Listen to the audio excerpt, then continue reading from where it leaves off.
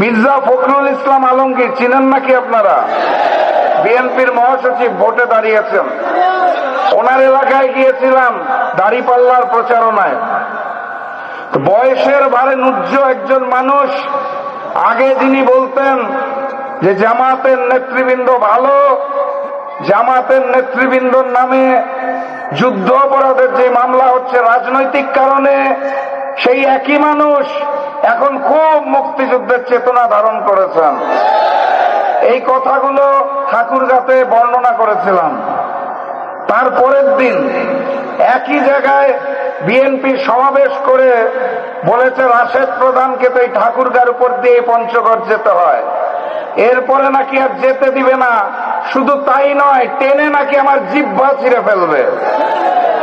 যেই নয়া জালেম ক্ষমতায় যাওয়ার আগেই আমাদের কণ্ঠরোধ করার জন্য জিহ্বা চিরে ফেলতে চায়, তারা ক্ষমতায় আসলে পুরা দেশটাকে লুটে পুটে খাবে। অতএব 12 তারিখ ওই দুর্নীতিবাজ, ওই চাঁদাবাজ